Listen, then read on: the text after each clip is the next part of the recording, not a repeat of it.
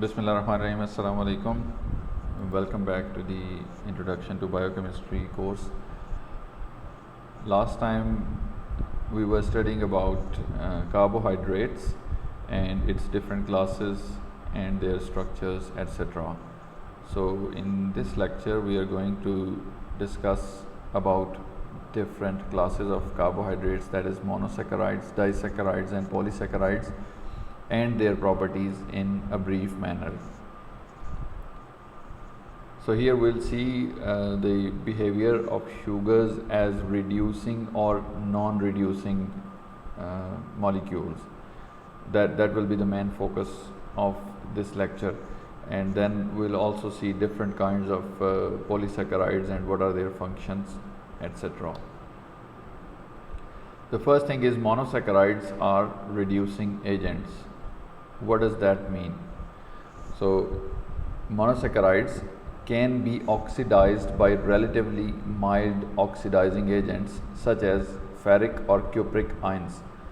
Monosaccharides जो होते हैं उनको आप बड़े माइल्ड से ऑक्सीडाइजिंग एजेंट्स के साथ ट्रीट करें तो वो ऑक्सीडाइज हो जाते हैं. ऑक्सीडाइज होना क्या होता है, मतलब ऑक्सीडेशन का प्रोसेस आप लोगों को पता है कि जो लॉस ऑफ इलेक्ट्रॉन्स है दैट इज़ आल्सो ऑक्सीडेशन, या एडिशन ऑफ ऑक्सीजन है दैट इज़ आल्सो ऑक्सीडेशन, और removal of hydrogen is also termed as oxidation. So अगर आप मोनोसैकेराइड्स को ट्रीट करें किसी रिड्यूसिंग एजेंट के साथ, ऑक्सीडाइजिंग एजेंट के साथ, तो दे गेट ऑक्सीडाइज्ड. इसमें आप देखें the carbonyl carbon, this carbon is oxidise to a carboxyl group. तो आपको पता है कि कार्बोनिल कार्बन की जब ऑक्सीडेशन होती है तो वो कार्बोक्सिल में चेंज होता है. So glucose and other sugars capable of reducing ferric और cupric ion are called as reducing sugars. So जब ये खुद ऑक्सीडाइज होते हैं तो डेफिनेटली ये जो एजेंट इनको ऑक्सीडाइज कर रहा है उसको ये रिड्यूस करते हैं. तो इसलिए इन शुगर्स को जो कि खुद ऑक्सीडाइज हो सकते हैं इनको रिड्यूसिंग शुगर्स कहते हैं, क्योंकि जब फेरिक आयन अगर इसके साथ ट्रीट करेंगे हम या क्यूप्रिक आयन ट्रीट करेंगे तो वो क्यूप्रिक आयन जो है वो रिड्यूस हो जाएगा और शुगर का मॉलिक्यूल जो है वो ऑक्सीडाइज हो जाएगा. तो इसलिए शुगर ने उस आयन को चूँकि रिड्यूस कर दिया, लिहाजा इस शुगर को हम कहेंगे कि it is a reducing sugar. So reduction क्या होती है? गेन इन इलेक्ट्रॉन्स और एडिशन ऑफ हाइड्रोजन और रिमूवल ऑफ ऑक्सीजन. तो इसमें देखें कि गेन इन इलेक्ट्रॉन्स हुआ है ना, Cu2 प्लस से Cu+ में कन्वर्ट हो गया, मतलब 1 इलेक्ट्रॉन इसने गेन किया है. इट मीन्स के ये जो कॉपर था, कॉपर 2+ आयन था, that has been reduced and it is reduced by this sugar molecule. लिहाजा ऐसी शुगर को हम कहेंगे कि ये एक रिड्यूसिंग शुगर है, और इसका रिड्यूसिंग एंड यही वाला होगा, जो कार्बोनिल इसका पोर्शन होगा वो कार्बोक्सिलिक में कन्वर्ट होगा, तो वो यानी कि रिड्यूस कर रहा है इस आयन को. और यही जो प्रॉपर्टी है, this is the basis of Fehling's reaction. Fehling's reaction is a qualitative test for the presence of reducing sugar. हम रिड्यूसिंग शुगर्स को डिटेक्ट करने के लिए फेलिंग्स सोल्यूशन से उनको ट्रीट करते हैं. तो अगर वो टेस्ट पॉजिटिव दे देती हैं तो इससे हमें पता चलता है कि ये जो शुगर है, जो हमारा कंपाउंड है, ये रिड्यूसिंग शुगर है.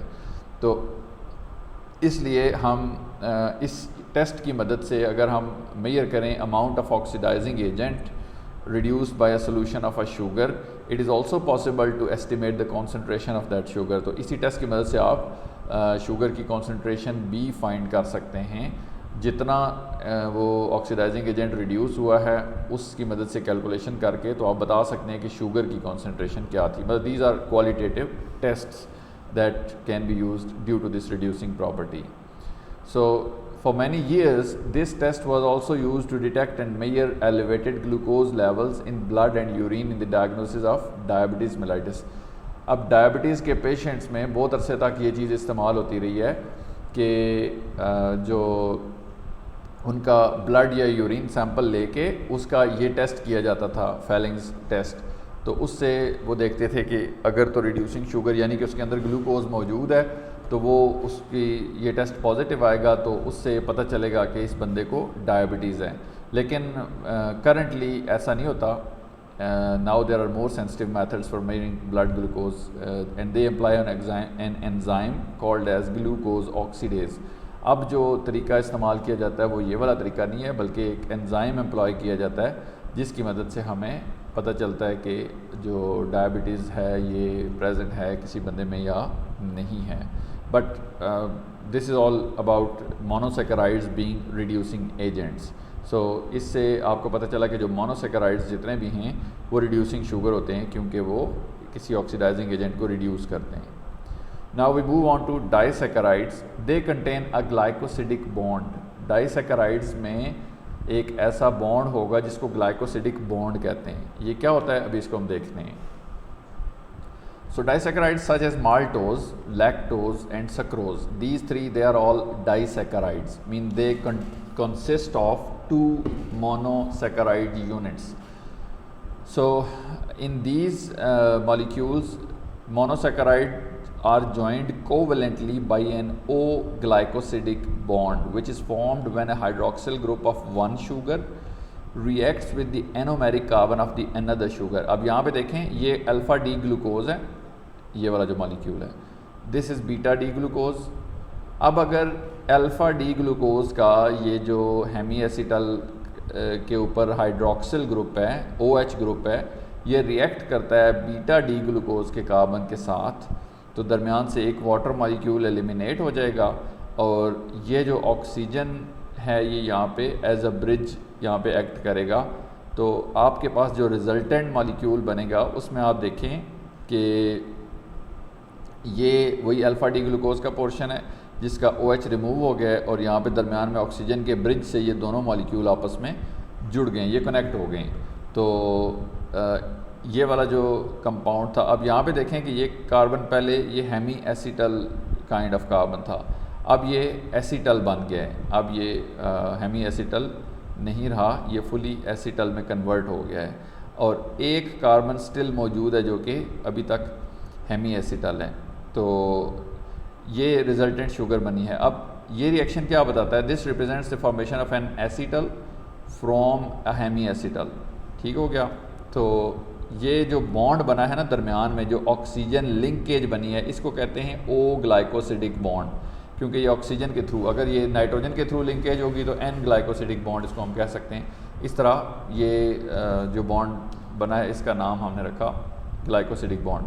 सो glycosidic bonds are readily hydrolysed by acid but they resist cleavage by base. अगर किसी भी एसिडिक एनवायरनमेंट में आप इस बॉन्ड को प्रेजेंट करेंगे तो ये फ़ौरन से हाइड्रोलाइज हो जाएगा, मतलब ये वापस इन दो शुगर्स में कन्वर्ट हो जाएगा अगर आप एसिडिक मीडियम के अंदर इस बॉन्ड को एक्सपोज करेंगे. तो इस तरह से disaccharides can be hydrolyze to yield their free monosaccharide components by boiling with dilute acid. So अगर आपको माल्टोज से वापस अल्फ़ा डी ग्लूकोज और बीटा डी ग्लूकोज बनाने हो तो आप क्या करेंगे, इसको एसिडिक वाटर के साथ बॉयल करें, ये बॉन्ड टूट जाएगा और वापस ये इन दो ग्लूकोज यूनिट्स के अंदर कन्वर्ट हो जाएगा. So the oxidation of a sugar's anomeric carbon by cupric और ferric ion, the reaction of that defines the reducing sugar occurs only with the linear form which exists in equilibrium with the cyclic form. अच्छा, ये एक चीज़ आपने याद रखनी है.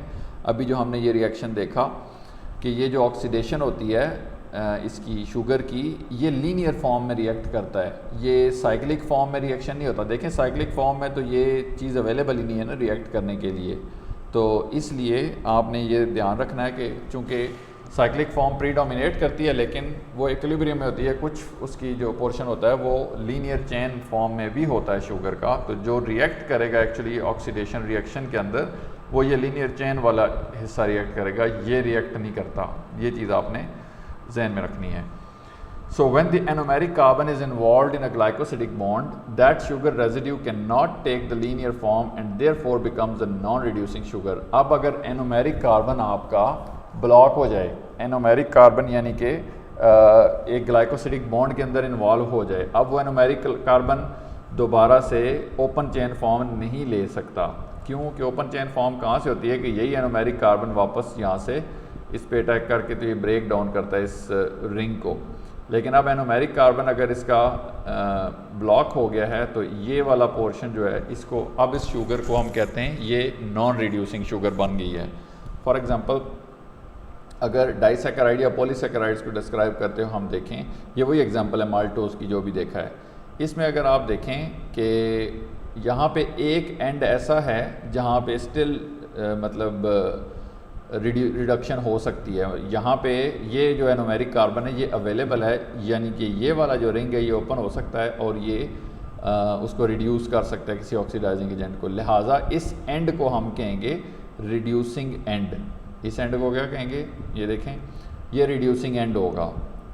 और अब इसके अंदर अगर देखें यहाँ पे दो डी ग्लूकोज जो आपस में जुड़े हुए हैं और एक जो है वो एनोमेरिक कार्बन से दूसरे के 4 नंबर कार्बन के साथ जुड़ा हुआ है, ये देखें 1 और 4। तो इसको हम ऐसे भी लिख सकते हैं अल्फ़ा डी ग्लूकोपाइरेनोसाइल, ये अल्फ़ा डी ग्लूकोपाइरेनोसाइल है ये वाला, और आगे ब्रैकेट में 1 4 और 4 की तरफ एरो है, यानी कि 1 से 4 की तरफ ये जो ग्लाइकोसिडिक लिंकेज है ये बनी है। और दूसरा क्या है, ये डी ग्लूकोपाइरेनोज, ये वाला, इस तरह से इसके नाम रखते हैं। इसके नॉमेनक्लेचर की ज़्यादा डिटेल्स हमारे कोर्स का हिस्सा नहीं है, लेकिन आपको ये समझ होनी चाहिए कि ये अल्फ़ा डी ग्लूकोपाइरेनोसाइल 1,4 डी ग्लूकोपाइरेनोज का क्या मतलब है।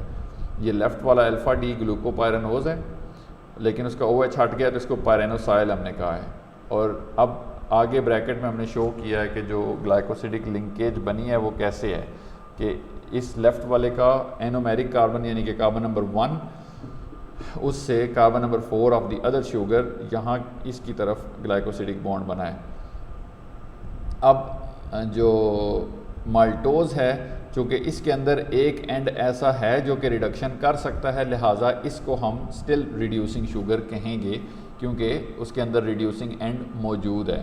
तो अगर ऐसी शुगर हो जिसके अंदर रिड्यूसिंग एंड कोई भी ना हो, मतलब वो सारे उसके एनोमेरिक कार्बन बिजी हो जाएं ग्लाइकोसिडिक बॉन्ड्स बनाने में, तो उस शुगर को फिर हम क्या कहेंगे, it will be a non reducing sugar. But maltose is a reducing sugar because it contains a reducing end. अब दूसरी एग्जांपल देखते हैं सक्रोज की। सक्रोज क्या है, इट इज़ टेबल शुगर, जो चीनी घरों में आप खाते हैं वो सक्रोज है। So that is a disaccharide of glucose and fructose. ये डाइसैकेराइड है, यानी कि इसमें 2 मोनोसैकेराइड यूनिट्स मिलते हैं, एक ग्लूकोज का होता है एक फ्रक्टोज का। अब यहाँ पे देखें ये प्लांट्स बना सकते हैं लेकिन एनिमल्स खुद नहीं बना सकते, लिहाजा हम तभी तो प्लांट से एक्सट्रैक्ट करके ये शुगर लेते हैं अपनी डाइट के अंदर। यहाँ पे आप देखें ये ग्लूकोज है और ये फ्रक्टोज है, ये दोनों जब आपस में मिल गए हैं एक ग्लाइकोसिडिक बॉन्ड के ज़रिए तो जो रिजल्टेंट मालिक्यूल बना है उसको सक्रोज कहते हैं। ये अल्फ़ा डी ग्लूकोपाइरेनोसाइल, यानी कि ये अल्फ़ा डी ग्लूकोपाइरेनोज था जो कि उससे मिला है। तो अब चूँकि OH उसका इधर इन्वॉल्व हो गया, लिहाजा इसको कहेंगे अल्फ़ा डी ग्लूकोपाइरेनोसाइल। और ये बीटा, इसकी कन्फिग्रेशन बीटा थी, डी फ्रुक्टोफ्यूरानोज, ये फ्रुक्टोज था, ये इसका अपना नाम था। तो इसको हम ऐसे लिख सकते हैं, या ग्लूकोज अल्फ़ा 1 2 बीटा फ्रुक्टोज से भी इसको रिप्रेजेंट कर सकते हैं। तो सक्रोज के अंदर अब आप देखें तो कोई भी फ्री एनोमेरिक कार्बन नहीं बचा, इस साइड पे भी नहीं है और इस साइड पे भी नहीं है। लिहाजा जो एनोमेरिक कार्बन है दोनों के ये ग्लाइकोसिडिक बॉन्ड बनाने में इन्वॉल्व हो गए हैं, यानी कि ये इस साइड से इसके तरफ बॉन्ड बना है, ये भी एनोमेरिक कार्बन बिजी है, ये भी बिजी है। लिहाजा सक्रोज को अब हम क्या कहेंगे, it is a non reducing sugar. Sucrose जो है वो इसमें कोई रिड्यूसिंग एंड नहीं रहा, इसलिए ये जो है ये एक नॉन रिड्यूसिंग शुगर है। अब आते हैं हम पॉलीसैकेराइड्स की तरफ। यहाँ तक हमने मोनोसैकेराइड और डाइसैकेराइड्स की एग्जांपल देखी, ये रिप्रेजेंटेटिव एग्जांपल्स थी। इसकी कुछ और भी एग्जांपल्स हैं, वो मैं आपसे बुक का पोर्शन शेयर करूँगा तो आप उसमें देख लेंगे। अब नेक्स्ट हमारा जो टॉपिक है वो है पॉलीसैकेराइड्स। पॉलीसैकेराइड क्या होते हैं, वो ऐसे शुगर्स जिनके अंदर बहुत सारे मोनोमेरिक यूनिट्स आपस में मिल जाएं और वो एक पॉलीमर बना लें, उसको पॉलीसैकेराइड कहते हैं। So most carbohydrates found in nature they occur as polysaccharides and they are polymers of medium to high molecular weight. मतलब ये पॉलीमर होते हैं जिनका मॉलिक्यूलर वेट काफ़ी ज़्यादा होता है, मीडियम भी हो सकता है, बहुत ज़्यादा भी हो सकता है। सो Polysaccharides are also called glycans. They differ from each other in the identity of their recurring monosaccharide units, in the length of their chains, in the type of bonds linking the units and in the degree of branching. मतलब polysaccharide एक दूसरे से differ कैसे करते हैं, मुख्तलिफ तरीके से कर सकते हैं। उनको आप identity of their recurring monosaccharide units, मतलब अगर एक पॉलीसेकेराइड में ग्लूकोज लगा हुआ है बहुत सी दफ़ा, पहले ग्लूकोज फिर अगला ग्लूकोज फिर अगला, इस तरह वो आपस में जुड़े हुए हैं, तो दूसरे में मे बी कि एक ग्लूकोज के बाद एक फ्रक्टोज हो फिर ग्लूकोज हो फिर, तो वो यूनिट्स उनमें डिफरेंट हो सकती हैं, इस बेस पे भी डिफ़र कर सकते हैं आपस में। फिर in the length of their chains, उनकी चेन लेंथ डिफरेंट हो सकती है, इस बेस पे भी आपस में डिफ़र कर सकते हैं। या in the types of bonds linking these units, कि वो जो दो मोनोमर यूनिट्स आपस में जिन बॉन्ड से जुड़े हैं वो बॉन्ड मुख्तलिफ हों, एक में अगर वो 1,4 लिंकेज या दूसरे में 1,6 लिंकेज हो या कोई और, तो इस बेस पे भी डिफ़र कर सकते हैं आपस में। या in the degree of branching, कि वो स्ट्रेट चेन या लॉन्ग चेन्स बनाते हैं या ब्रांचेस बनाते हैं जब आपस में मोनोसेकेराइड जुड़ते हैं। तो जिस तरह आपने हाइड्रोकार्बन्स के बारे में पढ़ा था, स्ट्रेट चेन और ब्रांच चेन्स होते हैं, तो ये भी बिल्कुल इसी तरह जब ये बहुत सारे मोनोसेकेराइड यूनिट्स मिलते हैं तो ये स्ट्रेट एक लीनियर फॉर्म में भी मिल सकते हैं और ब्रांचेस भी बना सकते हैं। तो इस बेस पे भी पॉलीसेकेराइड्स आपस में डिफ़र कर सकते हैं। अब पॉलीसेकेराइड की दो टाइप्स हम देखेंगे, होमोपॉलीसेकेराइड्स एंड हेटेरोपॉलीसेकेराइड्स। होमोपॉलीसेकेराइड क्या होते हैं? They contain only a single type of monomers, मतलब इसमें एक ही तरह के मोनोमर लगे होते हैं सारे, मतलब ग्लूकोज है तो सारे ग्लूकोज होंगे, तो ऐसे पॉलीसेकेराइड को होमोपॉलीसेकेराइड कहते हैं। और हेटेरोपॉलीसेकेराइड वो होता है जिसके अंदर दो या ज़्यादा मुख्तलिफ तरह के मोनोसेकेराइड प्रेजेंट होते हैं, उनको हेटेरोपॉलीसेकेराइड कहेंगे। होमोपॉलीसेकेराइड को अगर आप देखें, some homopolysaccharide serve as storage forms of monosaccharides that are used as fuels. कुछ होमोपॉलीसेकेराइड जो होते हैं वो स्टोरेज फॉर्म के तौर पे इस्तेमाल होते हैं बॉडी के अंदर, और उनको फ्यूल्स के तौर पे बॉडी इस्तेमाल करती है। For example starch and glycogen, they are homopolysaccharides of this type. आपको पता है कि ग्लाइकोजन जो है ये बॉडी का फ्यूल है, ह्यूमन बॉडी का, मतलब हमारी बॉडी में जो शुगर स्टोर होती है वो ग्लाइकोजन की फॉर्म में होती है। तो जब ज़रूरत पड़ती है तो इस ग्लाइकोजन को वापस ग्लूकोज में कन्वर्ट किया जाता है और उससे अपनी एनर्जी नीड्स पूरी की जाती हैं। और स्टार्च जो है ये प्लांट्स की एनर्जी नीड्स के लिए होता है, ये प्लांट्स में स्टोर होता है, तो ये फ्यूल मॉलिक्यूल्स हैं। अब देखें ये होमोपॉलीसेकेराइड को अगर आप देखें तो ये एक अनब्रांच्ड चेन दिखाई गई है, ये जो एक रिंग सा दिखाया गया 6 मेंबर सा, ये एक जस्ट विजुअलाइजेशन के लिए, इसका हरगिज़ मतलब नहीं कि ये साइक्लोहेक्सेन यूनिट्स हैं सारे, मतलब ये एक जस्ट एक मॉडल सा दिखाया गया कि ये बहुत सारे, ये समझे आप एक मोनोमरिक शुगर है, तो इसमें बहुत सारे शुगर्स लीनियर चेन की फॉर्म में आपस में जुड़े हुए हैं। ये अनब्रांच्ड हैं, अगर ब्रांच्ड होंगे तो देखें यहाँ पे एक ब्रांच उसमें बनी हुई है, तो इस तरह से ये अनब्रांच्ड और ब्रांच्ड होमोपॉलीसेकेराइड्स होते हैं। फिर हेटेरोपॉलीसेकेराइड्स को देखें, उसमें फ़र्क क्या है कि मुख्तलिफ़ तरह के शुगर मॉलिक्यूल्स होंगे, मतलब सारे एक जैसे मोनोमेरिक यूनिट्स नहीं हैं। ये देखें एक डिफरेंट कलर में एक दूसरे में, तो इससे पता चलता है ये मुख्तलिफ इसके जो मोनोसेकेराइड यूनिट्स हैं आपस में मिले हुए हैं। इनमें भी ब्रांच्ड और अनब्रांच्ड होते हैं, ये अनब्रांच्ड है, और अगर ब्रांच्ड होगा तो उसमें देखेंगे एक ब्रांच भी है और मुख्तलिफ तरह के मोनोसेकेराइड यूनिट्स मौजूद हैं। अब स्टार्च और ग्लाइकोजन के अलावा ये तो बॉडी के फ्यूल्स हैं और स्टोरेज का काम करते हैं। इसके अलावा there are other homopolysaccharides, for example cellulose and chitin. They serve as structural elements in plant cell walls and animal exoskeletons. ये ऐसे पॉलीसेकेराइड्स हैं, सेलुलोज हो गया या काइटिन हो गया, जो कि स्ट्रक्चरल एलिमेंट्स के तौर पे काम करते हैं, यानी कि ये सेल वॉल को स्ट्रेंथ देते हैं। एनिमल के स्केलेटन्स के अंदर पाया जाता है काइटिन, वो उसको स्ट्रेंथ देता है और उसके बॉडी के डिफेंस सिस्टम के तौर पे काम करता है। तो ये इनके मुख्तलिफ फंक्शंस हैं होमोपॉलीसेकेराइड्स के। हेटेरोपॉलीसेकेराइड्स को देखें तो they provide extracellular support for organisms of all kingdoms. Heteropolysaccharide जो होते हैं ये एक्स्ट्रा सेल्यूलर यानी कि सेल के बाहर आपको सपोर्ट प्रोवाइड करते हैं। For example the rigid layer of the bacterial cell envelope the peptidoglycan. It is composed in part of a heteropolysaccharide built from two alternating monosaccharide units। जो bacteria की cell wall के बाहर एक layer होती है जिसको पेप्टिडोग्लाइकन कहते हैं, वो उसकी प्रोटेक्शन करती है। वो किस चीज़ की बनी होती है? हेटेरोपॉलीसेकेराइड उसमें मौजूद होता है जो कि दो डिफरेंट मोनोसेकेराइड यूनिट से मिलकर बनता है। तो ये इस तरह से एक्स्ट्रा सेलुलर एनवायरनमेंट में उसको प्रोटेक्शन प्रोवाइड कर रहे हैं। So in animal tissues the extracellular space is occupied by several types of heteropolysaccharides which form a matrix that hold individual cells together and provides protection, shape and support to cells, tissues and organs. ये ऊपर वाली तो बात थी bacteria की। अब अगर animal tissue में देखा जाए तो एक्स्ट्रा सेलुलर स्पेस के अंदर बहुत से मुख्तलिफ तरह के हेटेरोपॉलीसैकेराइड पाए जाते हैं जो कि एक मैट्रिक्स सा बनाते हैं, जो सेल्स को आपस में इकट्ठा रखता है, उनको प्रोटेक्शन देता है, उनकी शेप को बरकरार रखता है, टिश्यूज़ और ऑर्गन्स को सपोर्ट करता है। तो ये सारी चीज़ें एनिमल टिश्यूज़ के अंदर आपको मिलेंगी।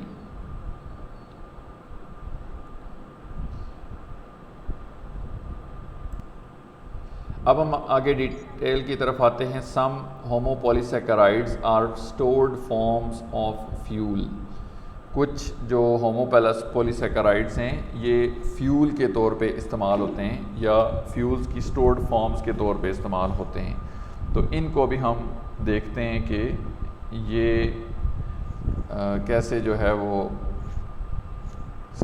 ऐसे फंक्शंस परफॉर्म करते हैं। The most important storage polysaccharides are starch in plant cells and glycogen in animal cells. सबसे जो important storage polysaccharide आपको मिलेंगे ना वो plants के अंदर अगर आप देखेंगे तो वो starch है और animals के अंदर अगर आप देखते हैं तो वो glycogen है।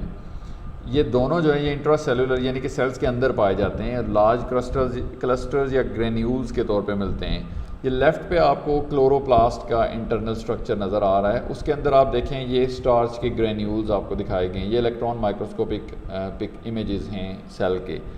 तो ये स्टार्च के ग्रेन्यूल्स मौजूद हैं क्लोरोप्लास्ट के अंदर जो कि उसको एनर्जी को स्टोर कर रहे हैं अपने अंदर। और राइट साइड पे आपको हेपेटोसाइट्स ये सेल्स जो एनिमल सेल्स दिखाया गया है, इसके अंदर देखें ये जो ब्लैक आपको ग्रेन्यूल्स नज़र आ रहे हैं, छोटे छोटे दाने से नज़र आ रहे हैं, ये सारे ग्लाइकोजन के ग्रेन्यूल्स हैं। यानी कि ये ग्लाइकोजन सेल के पास इतनी मौजूद है, जब उसको एनर्जी डिमांड्स होती हैं और ग्लूकोज प्रोड्यूस करना होता है तो वो इस ग्लाइकोजन को ग्लूकोज के अंदर कन्वर्ट करेगा और बॉडी को सप्लाई करेगा। तो इस तरह से ये जो बॉडी के अंदर सेल की उसकी बॉडी की एनर्जी नीड्स हैं उनको अपने अंदर स्टोर करके रखते हैं और ज़रूरत पड़ने पर इस्तेमाल होते हैं। तो ये जो स्टार्च और ग्लाइकोजन है ये स्टोर्ड फॉर्म ऑफ फ्यूल्स हैं। Starch and glycogen molecules are heavily hydrated because they have many exposed hydroxyl groups available to hydrogen bond with water. अच्छा, आपको पता है शुगर्स में तो आपको पता है कि वैसे ही बहुत सारे OH ग्रुप होते हैं। तो जब स्टार्च और ग्लाइकोजन को देखें, क्योंकि ये पॉलीमर्स हैं, पॉलीसैकेराइड्स हैं, इनमें बहुत ज़्यादा मोनोमेरिक यूनिट्स आपस में जुड़े होते हैं। इट मीन्स के बहुत सारे OH ग्रुप भी मौजूद होंगे। जब इतने ज़्यादा OH ग्रुप मौजूद हैं तो वो हैवीली हाइड्रेटेड मतलब उन OH के साथ वाटर अटैच हो जाता है थ्रू हाइड्रोजन बॉन्डिंग। तो इसलिए ये आपको हाइड्रेटेड फॉर्म में मिलेंगे, यानी कि वाटर इनके साथ अच्छा खासा अटैच होगा। Most plant cells have the ability to form starch, but it is especially abundant in tubers such as potatoes and in seeds. Plant cell बहुत सारे वो स्टार्च बना सकते हैं, लेकिन स्पेशली ये आपको कहाँ पे बहुत ज़्यादा देखने को मिलता है स्टार्च, जो ट्यूबर्स हैं, जो मतलब ऐसी रूट्स हैं जो कि अपने अंदर फूड स्टोर करती हैं। फॉर एग्ज़ाम्पल पोटैटो हो गया, सीड्स हो गया, सीड्स के अंदर भी फूड स्टोर होता है तो वो स्टार्च की फॉर्म में, ताकि जब सीड जर्मिनेट करे या वो पौधे में कन्वर्ट होना शुरू हो तो जो उसको एनर्जी नीड्स हैं वो वहाँ से पूरी हो जाएं। Starch contains 2 types of glucose polymer. अब स्टार्च उसका स्ट्रक्चर क्या है? It is form from amylose and amylopectin. ये 2 तरह के पॉलीमर से, स्टार्च मतलब एक ऐसा पॉलीमर है जो मज़ीद 2 तरह के पॉलीमर से मिलकर बना है। उन 2 पॉलीमर्स के क्या नाम है? एक अमाइलोज है और एक अमाइलोपेक्टिन है। जो अमाइलोज है that consists of long unbranched chains of D glucose residues connected by α1,4 linkages. जो अमाइलोज है ये लॉन्ग अनब्रांच्ड चेन से बना होता है। किसकी चेन्स? डी ग्लूकोज की चेन्स, इनसे मिलके बना होता है और वो जो उसकी कनेक्टिविटी है वो α1,4 लिंकेजेस से मिलके बनी होती है।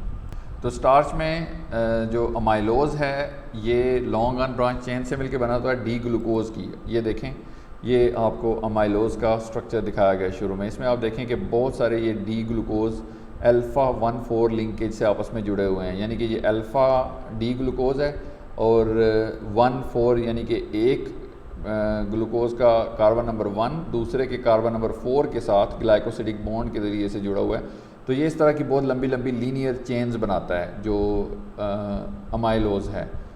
Such chains are they vary in molecular weight from a few thousand to more than a million. तो ये चेन्स हैं, ये अ फ्यू थाउजेंड से लेके मिलियंस तक इनका मॉलिक्यूलर वेट हो सकता है, मतलब ये बहुत बड़ी चेन्स बनती हैं। सो जो दूसरा पोर्शन है amylopectin, that also has a high molecular weight up to 100 million. इसका मॉलिक्यूलर वेट भी बहुत हाई है, मतलब ये बहुत ज़्यादा यूनिट्स आपस में मिल के तो ये मॉलिक्यूल बनाते हैं। लेकिन इनमें इसमें और अमाइलोज में फ़र्क क्या है कि they are highly branched. Amylose आपने देखा कि लीनियर, वो बिल्कुल सीधी सीधी चेन्स बनाता है, लेकिन अमाइलोपेक्टिन जो है वो हाईली ब्रांच्ड चेन्स बनाता है, वो लीनियर चेन्स नहीं बनाता। और उसके अंदर जो ग्लाइकोसिडिक लिंकेजेस होती हैं जो कि कनेक्ट करती हैं ग्लूकोज रेजिड्यूज़ को, वो दो तरह की होती हैं, अल्फ़ा 1,4 भी होती हैं और जो ब्रांच पॉइंट्स हैं वो अल्फ़ा 1,6 लिंकेजेस होती हैं। हर 24 से 30 रेजिड्यूज़ के बाद एक ब्रांच बनती है। ये अब आप यहाँ पे देखें फिगर में, एक तो मतलब ये जो ये अमाइलोज है ना, ऊपर वाला जो स्ट्रक्चर है, यही स्ट्रक्चर अमाइलोपेक्टिन में भी मौजूद होता है। लेकिन उसमें इसके अलावा एक और चीज़ भी होती है कि ये जो 1, 2, 3, 4 यूनिट्स हैं ना, हर 24 से 30 यूनिट्स के बाद एक ब्रांच बनती है। और वो ब्रांच ऐसे बनती है, मतलब लेट्स से कि ये एक जो ग्लूकोज मोइटी है, इससे देखें एक नीचे की तरफ ब्रांच बन गई, एक तो इधर लीनियर आगे कंटिन्यू होगा, एक साइड पे ब्रांच भी बन गई। जो ब्रांच बनी है ये अल्फ़ा 1,6 कनेक्टिविटी से बनी है। देखें ये 6 नंबर कार्बन से वो कनेक्ट हुआ है, लिहाजा जो स्ट्रेट इसकी कनेक्टिविटी है वो अल्फ़ा 1,4 होगी और ब्रांच अल्फ़ा 1,6 होगी। तो जो अमाइलोपेक्टिन है वो आपको उसमें ब्रांचेस भी मिलेंगी जिनमें अल्फ़ा 1,6 कनेक्टिविटी आपको नज़र आएगी। नेक्स्ट है glycogen. Glycogen is the main storage polysaccharide of animal cells. जो स्टार्च था वो प्लांट सेल्स का स्टोरेज पॉलीसेकेराइड था, जो ग्लाइकोजन है ये एनिमल सेल्स का पॉलीसेकेराइड है, जो स्टोरेज पॉलीसेकेराइड है। इसमें भी like amylopectin, glycogen is a polymer of alpha 1,4 linked subunits of glucose with 1,6 linked branches, but glycogen is more extensively branched on average every 8 to 12 residues and more compact than starch। अब देखें कि glycogen और starch में फ़र्क क्या है। Glycogen भी amylopectin से ही मिलके बना है, बिल्कुल उसी जैसी इसकी सारी तरतीब है, लेकिन मेन जो डिफरेंस है ग्लाइकोजन और स्टार्च में वो ये है कि स्टार्च में देखें कि जो ब्रांचिंग हो रही थी वो हर 24 से 30 कार्बन के 24 से 30 जो मोनोमेरिक यूनिट्स हैं उनके बाद हो रही थी। लेकिन ग्लाइकोजन बहुत ज़्यादा एक्सटेंसिवली ब्रांच्ड है, यहाँ पे हर 8 से 12 रेजिड्यूज़ के बाद ब्रांच बनती है। तो मतलब इसकी जो ब्रांचिंग है that is much more intense than the starch, ये इसका मेन डिफरेंस है। ग्लाइकोजन कहाँ पाया जाता है? It is specially abundant in the liver, ये लिवर के अंदर पाया जाता है, where it may constitute as much as 7% of the wet weight. ये लिवर का 7% वेट कवर कर सके, मतलब इतना ज़्यादा उसके अंदर पाया जाता है।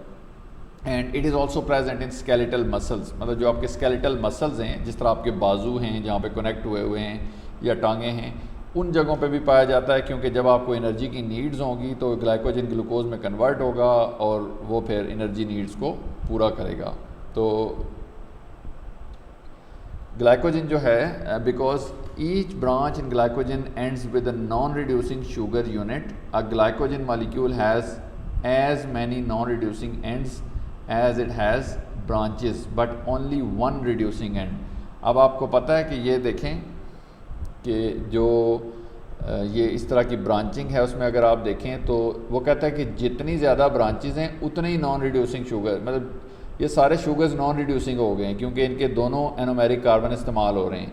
लेकिन वो जितने ज़्यादा शुगर्स हैं उतने नॉन रिड्यूसिंग एंड्स हैं, लेकिन रिड्यूसिंग एंड सिर्फ एक होगा इसका, जो स्टार्ट वाला होगा, और जहाँ पे आगे ब्रांचिंग ख़त्म हो गई है वहाँ पे एक एनोमेरिक कार्बन होगा जो कि रिड्यूसिंग होगा, बाकी सारे नॉन रिड्यूसिंग होंगे। लिहाजा ये चीज़ आपने जहन में रखनी है कि ग्लाइकोजन में रिड्यूसिंग एंड सिर्फ एक होता है, बाकी सारे नॉन रिड्यूसिंग होते हैं।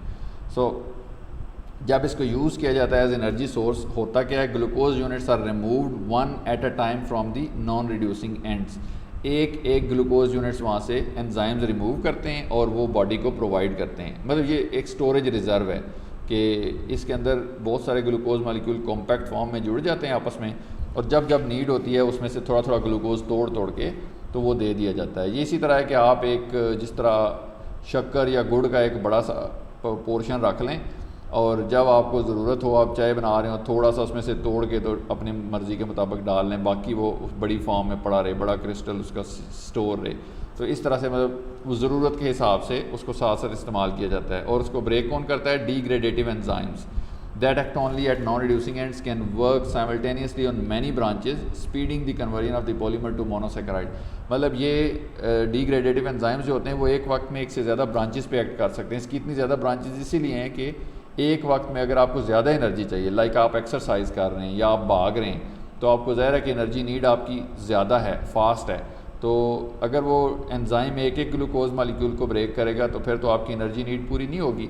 लिहाजा उस सूरत में ये मल्टीपल ब्रांचेस पे एक वक्त में एक्ट कर सकता है और आपकी एनर्जी नीड्स को पूरा कर सकता है।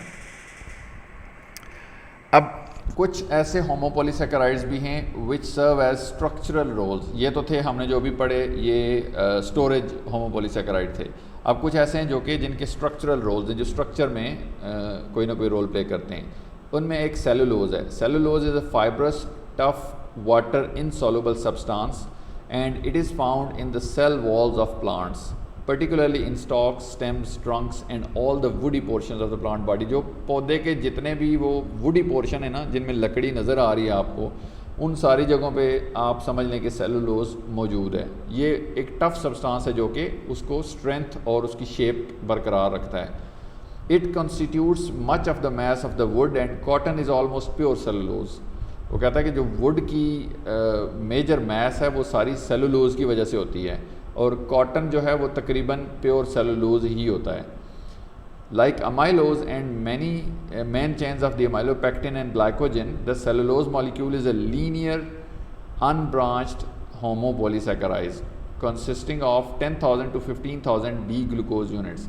तो जो अमाइलोज की तरह, मतलब जिस तरह उसके चेन्स होती हैं, जो सेलुलोज है ये ब्रांचेस नहीं होती इसमें ये लीनियर मॉलिक्यूल है, और इसमें 10,000 से 15,000 जो डी ग्लूकोज यूनिट्स हैं वो आपस में जुड़े होते हैं।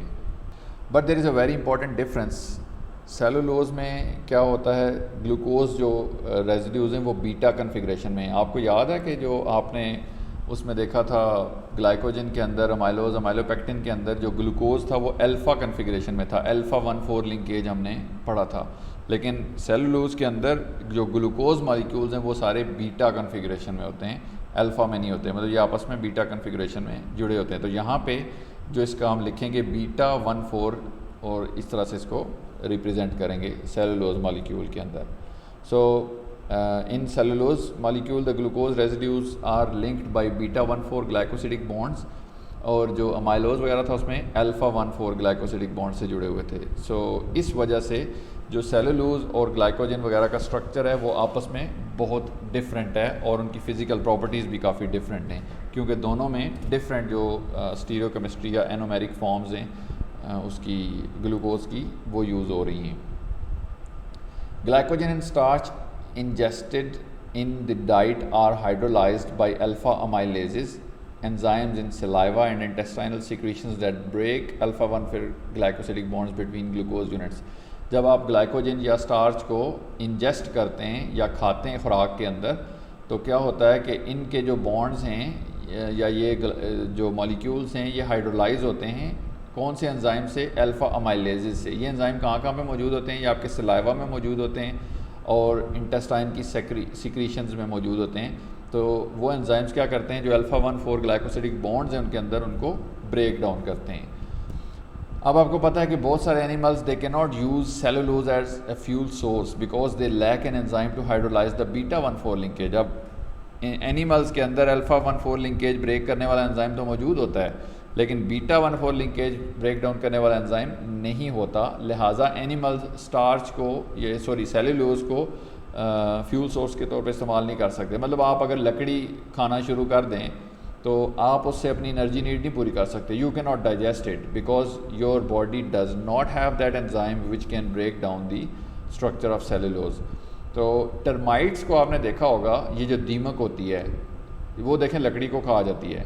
दे readily digest cellulose and therefore wood, but only because their intestinal tract harbours a symbiotic microorganism Trichonympha that secretes cellulase which hydrolyzes the beta 1,4 linkages। अब बेसिकली टर्माइट के पास अपना एंजाइम भी नहीं होता सेलुलेज, वो क्या करता है उसके अंदर एक माइक्रो ऑर्गेनिज्म रह रहा है सिम्बियोटिक रिलेशनशिप के अंदर। ट्राइकोनिम्फा वो जो माइक्रो ऑर्गेनिज्म है वो एक एंजाइम सिक्रीट करता है जिसको सेलुलेज कहते हैं, और सेलुलेज जो एंजाइम है वो एक्चुअली वुड को डाइजेस्ट करता है। और इस तरह टर्माइट भी अपनी खुराक ले लेती है और जो ये माइक्रो ऑर्गेनिज्म है वो भी अपनी एनर्जी नीड उससे पूरी कर लेता है। इसके अलावा आपने देखा होगा वुड रॉट फंजाई और कुछ बैक्टीरिया हैं जो वो भी सेलुलेज प्रोड्यूस करते हैं। आपने बाज़ वक़्त देखा होगा पौधों पे इस तरह के स्ट्रक्चर बने होते हैं। ये देखें, ये एक फंगस है जो कि एक वुडन प्लांट के ऊपर लगी हुई है, तो ये बेसिकली इस वुड को इस्तेमाल करेगी। So all the wood fungi have the enzyme cellulase. तो जितने ये इस तरह के फंजाई होंगे उनके पास सेलुलेज एंजाइम होगा ताकि वो बीटा 1,4 जो ग्लाइकोसिडिक बॉन्ड्स उनको ब्रेक कर लें और उसको इस्तेमाल कर सकें।